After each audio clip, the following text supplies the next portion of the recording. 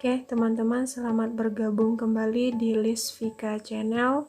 Nah, ada info terupdate ya dari Kartu Prakerja bahwasanya untuk hasil gelombang 3 sudah keluar tadi pagi pengumumannya. Nah, jadi bagaimana nih teman-teman masuk ke kubu sudah lolos atau yang belum lolos? Nah, jadi kalau untuk teman-teman yang sudah lolos, sekali lagi selamat. Dan kalau misalnya masih bingung bagaimana cara penggunaan saldo dari Kartu Prakerja ini, teman-teman bisa lihat video-video kita sebelumnya. Nah, jadi namun untuk teman-teman yang belum lolos juga di gelombang 3 ini, ternyata ada penyebab penting kenapa sih belum lolos. Nah, jadi itulah yang akan kita bahas di video kali ini. Tujuannya supaya teman-teman bisa lolos di gelombang 4 nanti. Nah, jadi sebelum kita lanjut, teman-teman jangan lupa di-subscribe dulu channel ini supaya teman-teman tidak ketinggalan berita-berita terupdate lainnya. Nah, terima kasih untuk subscribe-nya. Sekarang kita lanjutkan ke pembahasan kita. Kenapa sih belum juga lolos di gelombang 3 ini? Nah, mungkin kebanyakan dari teman-teman yang belum lolos bertanya-tanya atau mungkin sudah berpikiran punya pemikiran sendiri di mana kenapa orang-orang yang sudah bekerja malah lolos dalam penerimaan Kartu Prakerja ini. Teman-teman yang tidak bekerja itu enggak juga lolos di gelombang 3, padahal sudah ikut dari gelombang 1, gelombang 2, juga gelombang 3 kemarin. Nah, sebetulnya teman-teman, yang menjadi penyebab utama tidak lolos itu adalah ketika teman-teman ngisi data di awal, yaitu ketika ngisi data status kebekerjaan. Nah, jadi teman-teman ingat lagi, ketika diminta status kebekerjaan, itu ada dua pilihannya.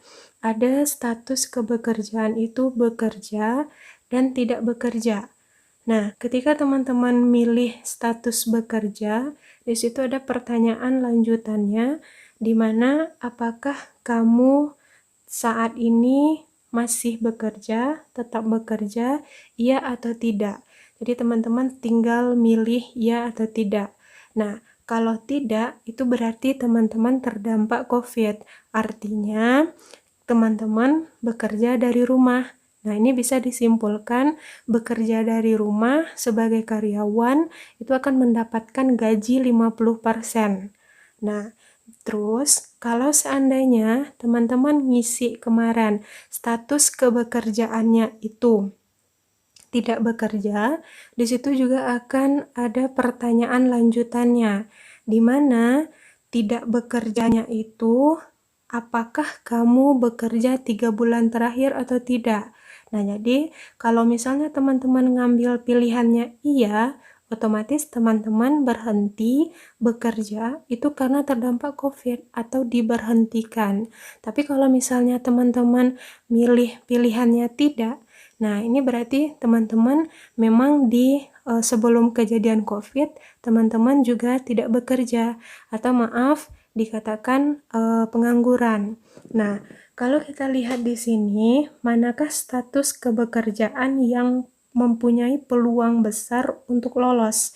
Nah, jadi yang punya peluang besar untuk lolos itu adalah yang di tengah ini, yaitu pekerja yang terdampak COVID. Bukan berarti peluang yang di sebelah kiri dan kanan, atau artinya ketika teman-teman ngambil status bekerja, tetap bekerja itu sama sekali tidak ada peluang, ada peluangnya, tapi peluangnya itu sangat kecil. Nah, hal ini juga sudah diperkuat di dalam web prakerja itu sendiri. Nah, di mana ada pertanyaan, siapa sih yang bisa dapat manfaat Kartu Prakerja? Nah, mula-mula program ini katanya diprioritaskan untuk pengangguran muda. Namun, untuk merespon COVID, program diprioritaskan juga bagi pekerja dan pelaku usaha mikro dan kecil yang terdampak. Nah, terus juga ada hasil wawancara di TV One waktu itu, di mana di sini dijelaskan poin utama atau prioritas utama yang penerima kartu prakerja ini adalah karyawan korban PHK, kemudian pekerja harian yang kehilangan penghasilan, pengusaha mikro yang kehilangan pasar. Jadi kembali lagi, yang punya peluang besar itu adalah yang pekerja karena terdampak COVID. Nah, selanjutnya mungkin teman-teman juga ada nih membaca atau mendengar berita seperti ini, seperti ini, seperti ini, seperti ini. Kenapa mereka tetap bisa lolos? Kembali lagi, tadi saya sampaikan ketika ngambil status bekerja itu tetap bekerja, bukan berarti tidak ada peluang sama sekali. Peluangnya ada, di mana peluangnya sangat kecil. Jadi bisa jadi dia tetap bisa lolos. Nah, kemudian ada juga mungkin teman-teman yang bertanya, saya udah ngisi kok status kebekerjaannya yang terdampak COVID.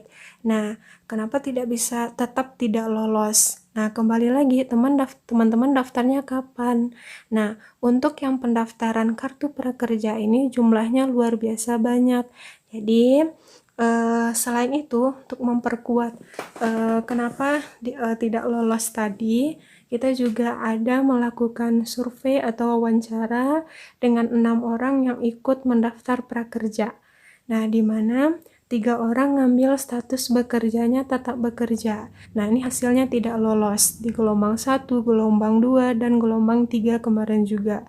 Nah, kemudian 1 orang ngambil status bekerja tidak bekerja, atau tadi nganggur lebih dari 3 bulan, ini juga tidak lolos di gelombang 1, 2, dan 3. Tapi 1 orang yang ngambil status bekerjanya tidak bekerja atau terdampak COVID ini lolos. Juga ada 1 orang yang ngambil status bekerjanya tetap bekerja, tapi bekerjanya dari rumah dengan gaji 50% sebagai karyawan, itu lolos. Nah, jadi itu ya teman-teman, kenapa belum juga lolos di gelombang 3 ini. Nah, terus apa nih tips agar teman-teman bisa lolos prakerja di gelombang 4? Nah, bagi teman-teman yang belum sama sekali bikin akun daftar prakerja ini, buatlah akun sebelum gelombang 4 dibuka. Nah, biasanya untuk gelombang terbaru itu dibukanya per Senin. Jadi usahakan teman-teman bikin akunnya malam inilah atau paling lambat pagi Senin. Kemudian hati-hati dalam mengisi status kebekerjaan. Terus daftar segera ketika gelombang 4 sudah dibuka. Nah, jadi tadi walaupun teman-teman udah ngambil status kebekerjaannya terdampak COVID, lambat juga daftarnya, tetap aja nanti kehabisan kuota. Nah, terus tips yang kedua, buat teman-teman yang sudah buat akun atau tinggal klik daftar gelombang 4, ini masih ada peluang, walaupun peluangnya kecil, tapi tetap aja kecil itu mana tahu di situ rezeki teman-teman juga, tapi usahakan ketika gelombang 4 itu sudah dibuka, daftar segera. Oke, teman-teman, semoga video ini bermanfaat. Dan bagi yang belum, teman-teman semua yang belum lolos, tetap bersemangat sampai nanti bisa lolos di prakerja ini.